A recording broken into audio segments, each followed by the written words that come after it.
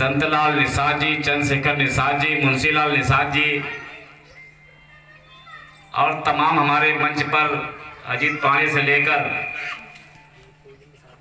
हाँ गोविंद अभी आए, गोविंद कहाँ गए, गोविंद निषाद जी और इस कार्यक्रम के जितने भी हमारे आयोजक हैं, हमारी माताएं बैठी हैं, बहनें हैं, बुजुर्ग हैं, नौजवान हैं, बच्चे हैं। तो आज के मौके पर मैं सबका स्वागत और अभिनंदन करता हूं।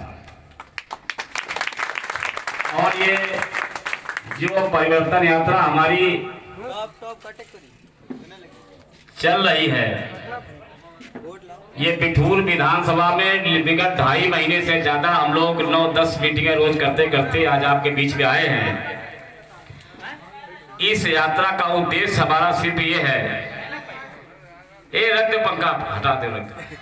इस यात्रा का उद्देश्य हमारा ये है कि 2012 से 17 तक उत्तर प्रदेश में समाजवादी पार्टी की सरकार थी और अखिलेश यादव मुख्यमंत्री थे और मुझे आपने अपना विधायक चुना था। 12 से 17 तक मैं आपका इस क्षेत्र का विधायक था।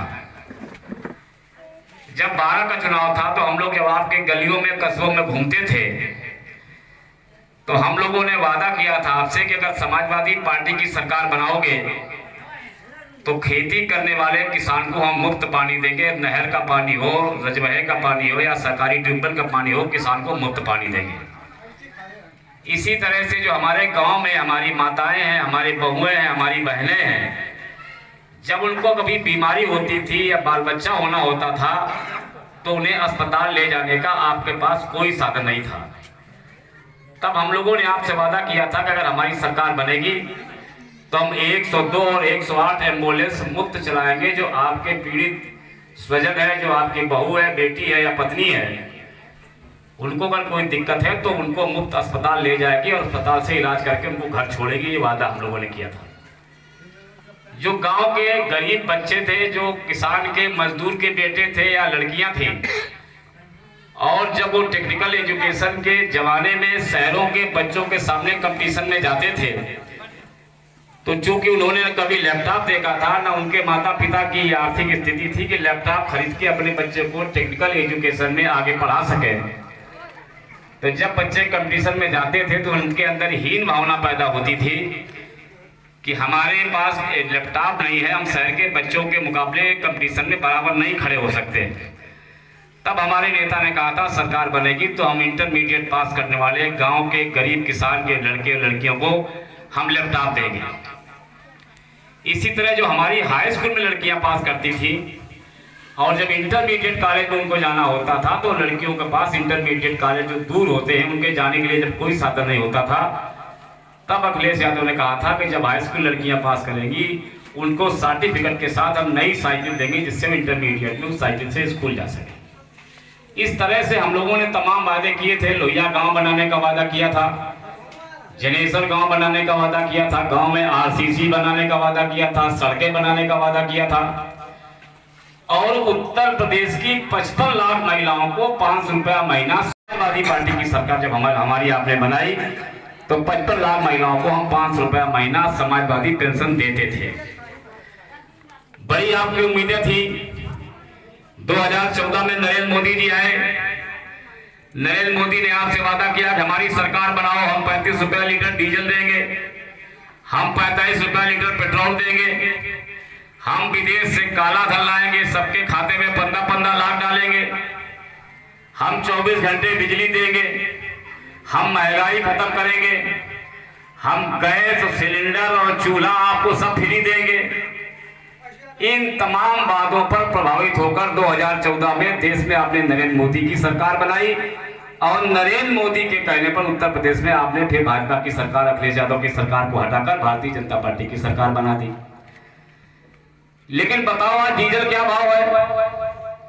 35 रुपया लीटर डीजल का वादा करने वाले नरेंद्र मोदी आज डीजल क्या भाव बता दो आप। पेट्रोल का भाव बता दो आप क्या भाव है। गैस का सिलेंडर बता दो, जो आपसे कह रहे थे गैस फ्री देंगे, बताओ गैस का क्या भाव है। 1000 में गैस का सिलेंडर, 105, 103, 104 में पेट्रोल। और डीजल एक हफ्ते में 100 के ऊपर पहुंच जाएगा। आज आपको बताया जा रहा है जिस हिसाब से बढ़ रहा है 100 के ऊपर डीजल एक हफ्ते में पहुंच जाएगा। कड़वा तेल का भाव बता दो आप, अरहर की दाल का भाव बता दो आप। मतलब महंगाई का ये आलम है कि आज गांव का जो गरीब है, खेती करने वाला है, किसान है, मजदूर है, उसको भारतीय जनता पार्टी की सरकारों ने बर्बाद कर दिया। हम 55 लाख महिलाओं को समाजवादी पेंशन 500 रुपए महीना दे रहे थे अपनी सरकार में। बाबा योगी आए, उन्होंने वो पेंशन बंद कर दी। हम इंटरमीडिएट पास करने वाले लड़के और लड़कियों को अच्छी पढ़ाई के लिए लैपटॉप 25,000 का दे रहे थे। आपके गांव में भी कुछ न कुछ लड़के लड़कियों को हमारी सरकार में लैपटॉप मिले होंगे। किसी न किसी बेटी अगर उस समय इंटरमीडिएट लड़का या लड़की ने पास किया होगा तो उसको हमारी सरकार में लैपटॉप मिले होंगे। बाबा ने वो लैपटॉप की योजना बंद कर दी। हम हाई स्कूल पास करने वाली हर लड़की को नई साइकिल देते थे, बाबा ने वो योजना बंद कर दी। जितनी हमारे लोहिया गांव की योजना, लोहिया आवास हम 3.25 लाख का देते थे, लोहिया आवास की योजना बंद कर दी। एक भी गरीब के, गांव के, किसान के, मजदूर के लिए इन्होंने योजना नहीं चालू की जिससे गांव के गरीब को फायदा होता। खाली एक योजना उनकी चल रही है कि दिन भर मेहनत करो, मजदूरी करो, बाजार जाओ, दुकान लगाओ, सब्जी बताओ। पूरी रात किसान को खेतों पर पहरा देना पड़ता है और तब भी नहीं बच रही थी।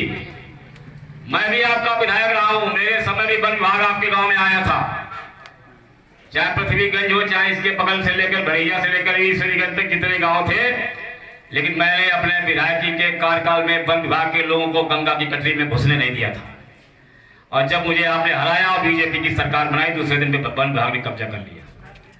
हम तो गाँव कह रहे हैं कि दोबारा हमें जिताओ, समाजवादी पार्टी की सरकार बनाओ, जो जिस जमीन पर काबिज था उसको दोबारा कब्जा दिलाएंगे, वन विभाग को फिर यहाँ से हटा देंगे, किसान को फिर खेती पर कब्जा देगा।